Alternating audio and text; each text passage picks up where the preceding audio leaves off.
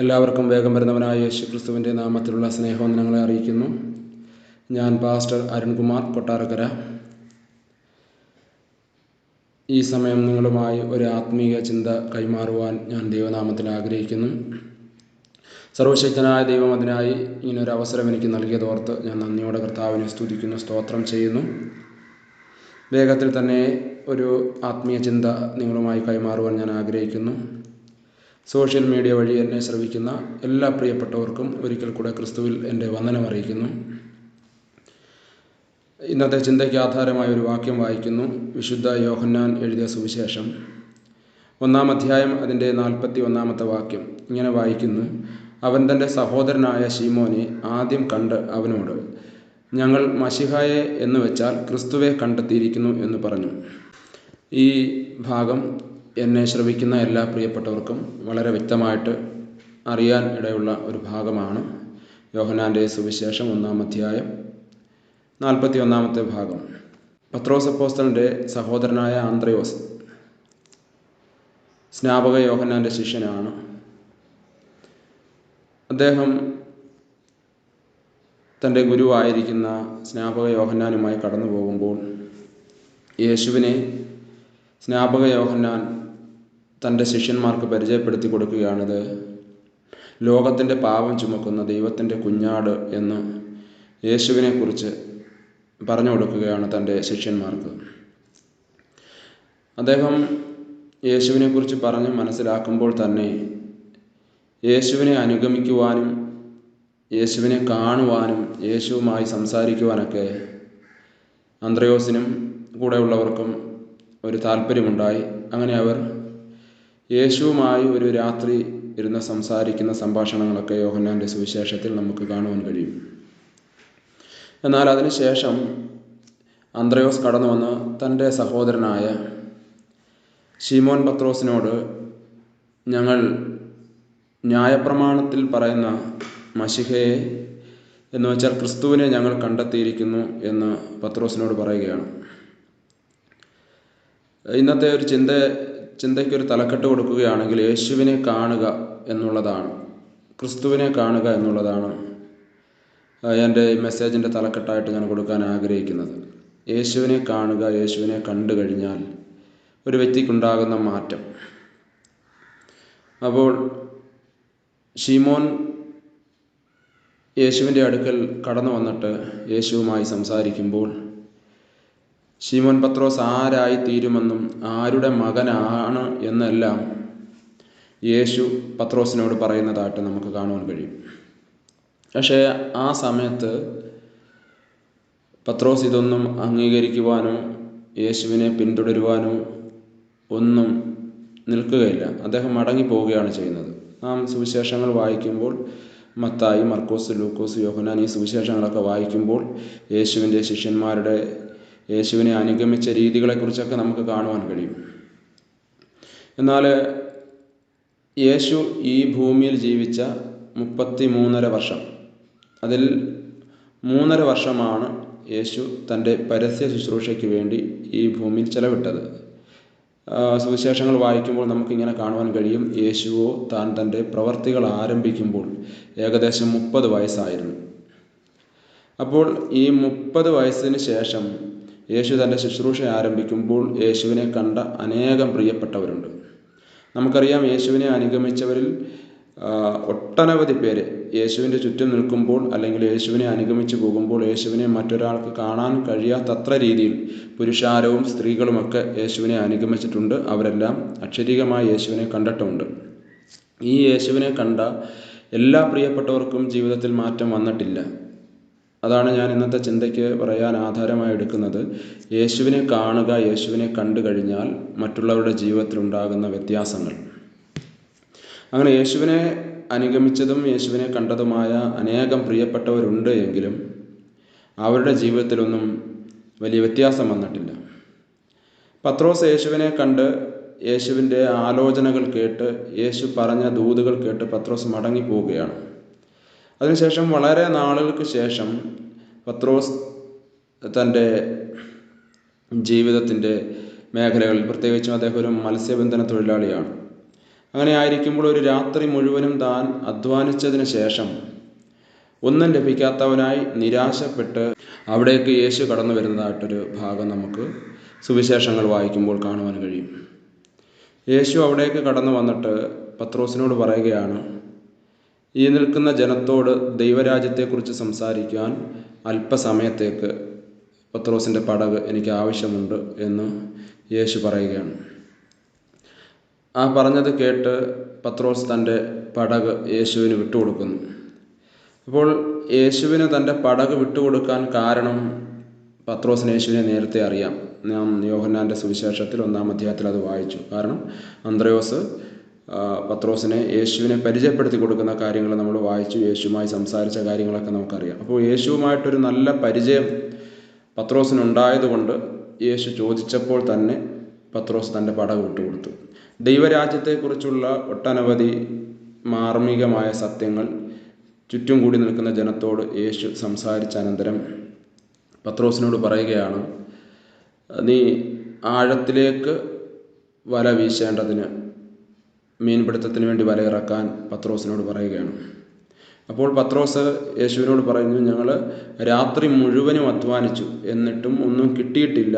എങ്കിലും നാഥാ, നിൻ്റെ വാക്കിന് ഞാൻ വലയിറക്കാം. അങ്ങനെ പത്രോസ് വലയിറക്കുമ്പോൾ പെരുത്ത മീൻകൂട്ടം ലഭിച്ചു എന്ന് സുവിശേഷം വായിക്കുമ്പോൾ നമുക്ക് കാണുവാൻ കഴിയും. ചരിത്രഭാഗങ്ങൾ അങ്ങനെയുണ്ട്. ഏതൊരു മനുഷ്യനും തൻ്റെ ജീവിതത്തിൽ ഏറ്റവും വലിയൊരു സൗഭാഗ്യം, ഒരു ബിസിനസ്സിലായാലും ഒരു ജോലിയിലായാലും ഏതെല്ലാം മേഖലയിൽ വലിയൊരു സമ്പത്ത്, വലിയൊരു നിക്ഷേപം ഒരു മനുഷ്യനുണ്ടായാൽ ഏറ്റവും അധികം സന്തോഷവും അത് എത്രത്തോളം വീണ്ടും വർദ്ധിപ്പിച്ച് അത് വ്യാപാരം ചെയ്ത് അതിൽ നിന്നും ലാഭമുണ്ടാക്കാം എന്നാണ് എല്ലാ മനുഷ്യരുടെയും ചിന്ത. എനിക്കും എന്നെ കേൾക്കുന്ന എല്ലാ പ്രിയപ്പെട്ടവർക്കും ചിന്ത അങ്ങനെ തന്നെയാണ്. എന്നാൽ ഇവിടെ വലിയൊരു വ്യത്യാസം ഉണ്ടാകുന്ന കാര്യം, പത്രോസിന് ഈ വലിയ മീൻപിടുത്തം ഉണ്ടായപ്പോൾ ഇത് കണ്ട് അദ്ദേഹം സന്തോഷിക്കുക മാത്രമല്ല, അദ്ദേഹം ഓടി വന്ന് യേശുവിൻ്റെ കാൽക്കൽ വീഴുകയാണ്. കാൽക്കൽ വീണിട്ട് പറയുകയാണ്, കർത്താവെ, ഞാൻ പാപിയായ ഒരു മനുഷ്യനായതുകൊണ്ട് എന്നെ വിട്ട് കടന്നു പോകണമേ.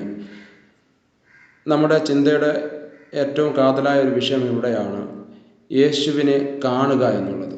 പ്രിയമുള്ളവരെ, യേശുവിനെ ഞാനും നിങ്ങളും ഒക്കെയും പല രീതിയിൽ, പല പ്രസംഗങ്ങളിൽ, പലരിൽ കൂടെ യേശുവിനെ നമുക്ക് കാണുവാൻ കഴിഞ്ഞിട്ടുണ്ട്. അക്ഷരികമായി ഈ കാലഘട്ടത്തിൽ യേശുവിനെ നമുക്ക് നമ്മുടെ നഗ്നനേത്രങ്ങൾ കൊണ്ട് കാണുവാൻ കഴിയത്തില്ല എങ്കിലും പല പാട്ടുകളിൽ കൂടെ, പലരുടെയും പ്രസംഗങ്ങളിൽ കൂടെ, തിരുവചനം വായിച്ച് ഒക്കെയും നമുക്ക് യേശുവിനെ ആത്മീയ കണ്ണുകൊണ്ട് കാണുവാൻ കഴിഞ്ഞിട്ടുണ്ട്.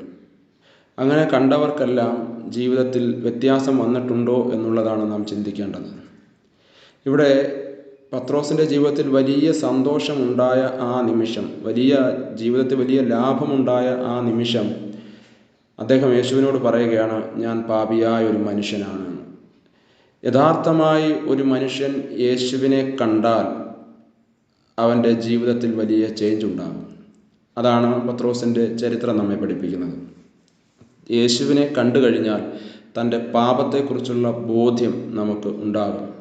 എന്നെ സോഷ്യൽ മീഡിയയിൽ കൂടെ ശ്രദ്ധിക്കുന്ന പ്രിയമുള്ളവരെ, ഞാനും നിങ്ങളും യേശുവിനെ യഥാർത്ഥമായി കണ്ടിട്ടുണ്ട് എങ്കിൽ, യേശുവിനെ യഥാർത്ഥമായി ഞാനും നിങ്ങളും ദർശിച്ചിട്ടുണ്ട് എങ്കിൽ, നമ്മുടെ പാപത്തെക്കുറിച്ച് മറ്റൊരു മനുഷ്യൻ നമ്മെ ബോധ്യപ്പെടുത്തുന്നതിലുപരിയായി ക്രിസ്തുവിനെ കാണുന്നത് മുഖാന്തരം നമ്മുടെ പാപം കൃത്യമായി നമുക്ക് ബോധ്യപ്പെട്ട് അത് ക്രിസ്തുവിനോട് ഏറ്റുപറയുവാൻ നമുക്ക് കഴിയും. അതിലാണ് ക്രിസ്തുവിനെ ദർശിക്കുക എന്ന് പറയുന്നത്, യഥാർത്ഥമായി ക്രിസ്തുവിനെ ദർശിക്കുവാൻ കഴിയുന്നത്. അപ്പോസ്തലനായ പൗലോസ് പറയുകയാണ്, ഞങ്ങൾ ക്രിസ്തുവിൻ്റെ പത്രങ്ങളാണ്. ഒരു മനുഷ്യൻ പ്രഭാതത്തിൽ തൻ്റെ അടുക്കിലേക്ക് എത്തുന്ന പത്രം എടുത്ത് വായിക്കുമ്പോൾ തൻ്റെ ചുറ്റുപാടും നടന്ന, തൻ്റെ സമൂഹത്തിൽ നടന്ന വാർത്തകളെ ആ പത്രത്താളുകൾ കൂടെ താൻ മനസ്സിലാക്കുന്നത് പോലെ യേശു എൻ്റെയും നിങ്ങളുടെയും ജീവിതത്തിൽ കൃത്യമായി ഞാനും നിങ്ങളും മനസ്സിലാക്കിയിട്ടുണ്ടെങ്കിൽ എന്നെ കാണുന്ന, എന്നെ കേൾക്കുന്ന എല്ലാ പ്രിയപ്പെട്ടവർക്കും എന്നിൽ കൂടെ യേശുവിനെ മനസ്സിലാകുവാൻ കഴിയും, യേശുവിൻ്റെ ശബ്ദം കേൾക്കുവാൻ കഴിയും, എന്നിൽ കൂടെ യേശുവിനെ കാണുവാൻ കഴിയും. ഇന്നത്തെ സമൂഹത്തിൽ പലപ്പോഴും നഷ്ടപ്പെട്ടു പോകുന്നൊരു കാര്യമാണ്, ക്രിസ്തുവിനെ മറ്റുള്ളവരിൽ കൂടെ കാണുവാൻ കഴിയുന്നില്ല. ക്രിസ്ത്യാനി എന്ന് പേരുണ്ട് എങ്കിലും പലരുടെയും ജീവിതത്തിൽ യേശുവിനെ കാണുവാൻ കഴിയുന്നില്ല, യേശുവിൻ്റെ സ്വഭാവത്തെ കാണുവാൻ കഴിയുന്നില്ല. അപ്പോസ്തലനായ പൗലോസ് ഫിലിപ്പിയ ലേഖനത്തിൽ പ്രകാരം പറയുന്നു, ക്രിസ്തു യേശുവിലുള്ള ഭാവം തന്നെ നിങ്ങളിൽ ഉണ്ടായിരിക്കട്ടെ. ഇപ്പോൾ ക്രിസ്തുവിനെ കണ്ടവർക്ക് ക്രിസ്തുവിൻ്റെ ഭാവമുണ്ടാകും. പത്രോസ് അപ്പോസ്തലൻ താൻ മത്സ്യബന്ധന തൊഴിലാളിയായിരിക്കുമ്പോൾ യേശുവിനെ കണ്ട് തൻ്റെ ജീവിതത്തിൽ ചേഞ്ച് വന്നപ്പോൾ പിന്നീട് താൻ യേശുവിനെ അനുഗമിക്കുകയാണ് ചെയ്തത്. പടകും വലയും ഒക്കെയും വിട്ട് യേശുവിനെ അനുഗമിക്കുന്നു. പ്രിയമുള്ളവരെ, യേശുവിനെ കൃത്യമായി ഞാനും നിങ്ങളും ദർശിച്ചു കഴിഞ്ഞാൽ യേശുവിനെ നമുക്ക് അനുഗമിക്കുവാൻ കഴിയും. അത് ഒരു മനുഷ്യനും നമ്മെ പ്രേരിപ്പിക്കേണ്ട ആവശ്യമില്ല, ഒരു മനുഷ്യനും നമ്മെ നിർബന്ധിക്കേണ്ട ആവശ്യമില്ല. നാം യഥാർത്ഥമായി യേശുവിനെ കണ്ടു കഴിഞ്ഞാൽ യേശുവിനെ അനുഗമിപ്പാനിടയാകും.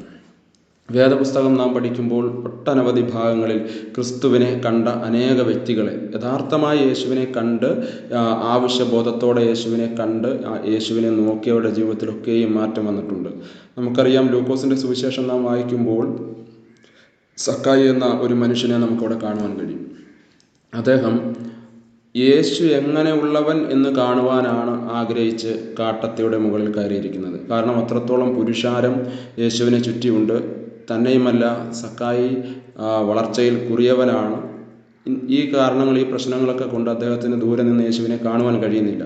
താൻ മുൻപോട്ടോടി കാട്ടത്തിയുടെ മുകളിൽ കയറിയിരുന്ന് യേശുവിനെ ഒരു നോക്ക് കാണുവാൻ വേണ്ടി താൻ ആഗ്രഹിച്ചിരിക്കുകയാണ്.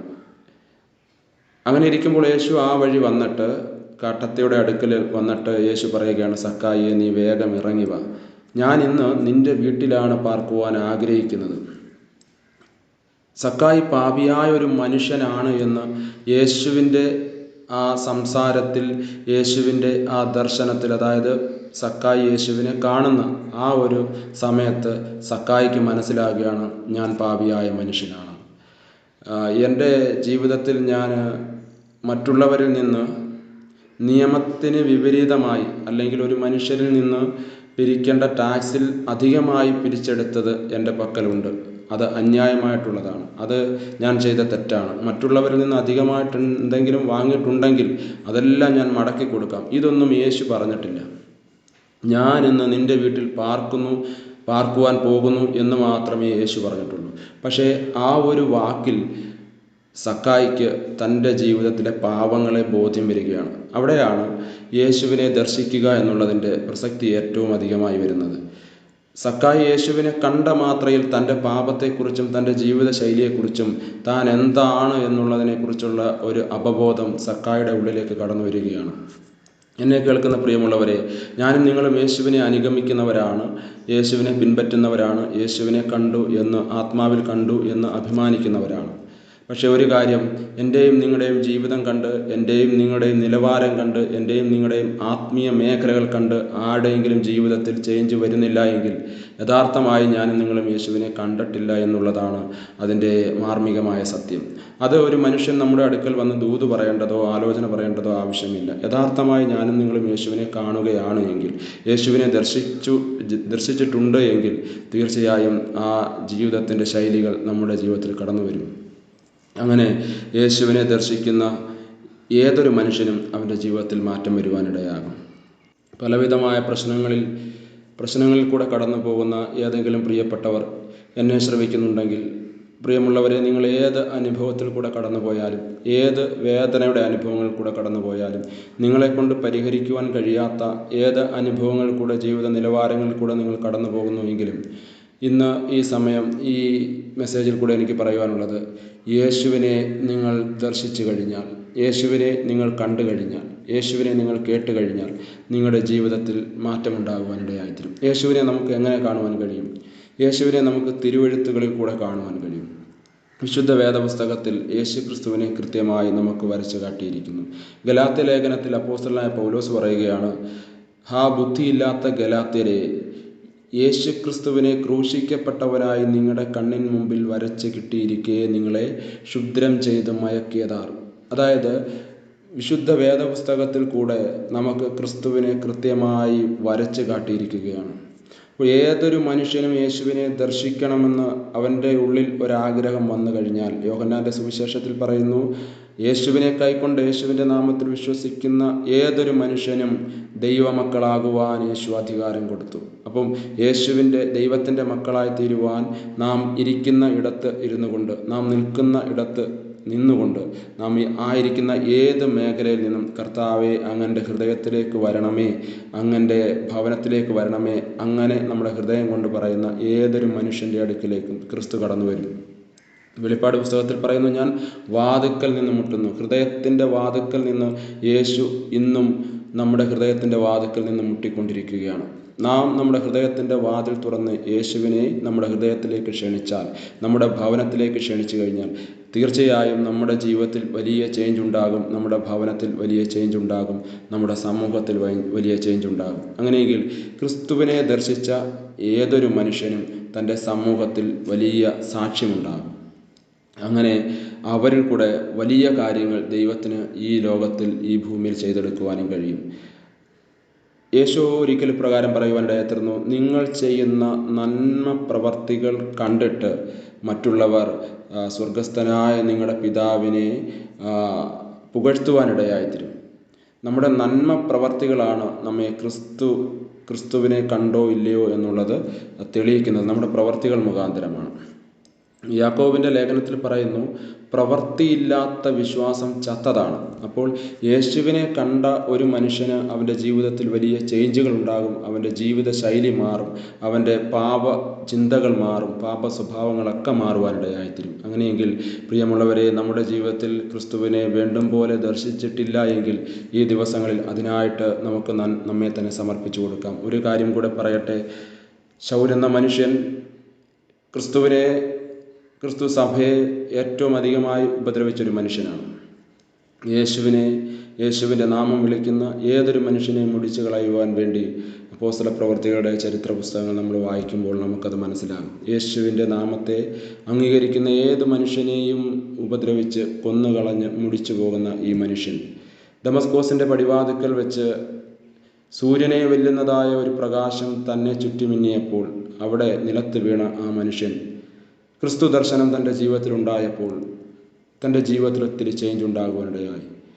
അതുവരെയും ക്രിസ്തു മാർഗത്തെ ഉപദ്രവിച്ച് മറ്റുള്ളവരെ കൊന്നുമുടിച്ചു പോയ ഈ മനുഷ്യൻ അവിടെ വെച്ച് ആത്മാവിൽ ക്രിസ്തു ദർശനം അദ്ദേഹത്തിനുണ്ടാകുകയാണ്. ജീവിതത്തിൻ്റെ നാനാതുറകളിൽ താൻ ജീവിച്ച് മുൻപോട്ട് പോകുമ്പോൾ പിന്നീട് ഈ ക്രിസ്തുവിന് വേണ്ടി തൻ്റെ ആയുഷ്കാലമൊക്കെയും യേശുവിന് വേണ്ടി താൻ സമർപ്പിച്ചിട്ട് ക്രിസ്തുവിനെ കണ്ട ഈ മനുഷ്യൻ്റെ ജീവിതത്തിൽ വലിയ ചേഞ്ച് ഉണ്ടാകുകയാണ്. അവസാനം അദ്ദേഹം പറയുന്നത്, എനിക്ക് ജീവിക്കുന്നത് ക്രിസ്തുവും മരിക്കുന്നത് ലാഭവുമാണ്. പ്രിയമുള്ളവരെ, യേശുവിനെ കണ്ടു കഴിഞ്ഞാൽ, യേശുവിനെ ദർശിച്ചു കഴിഞ്ഞാൽ ഈ ലോകത്തിലെ യാതൊരു പ്രലോഭനങ്ങളും നമ്മെ പിന്നോട്ട് വലിക്കുകയില്ല. നാം യഥാർത്ഥമായി ക്രിസ്തുവിനെ ദർശിച്ചവരാണെങ്കിൽ എനിക്ക് ജീവിക്കുന്നത് ക്രിസ്തുവും മരിക്കുന്നത് ലാഭവുമെന്ന് പൗലോസ് അപ്പോസ്തലനെ പോലെ ഞാനും നിങ്ങളും പറയുവാനിടയായിത്തീരും.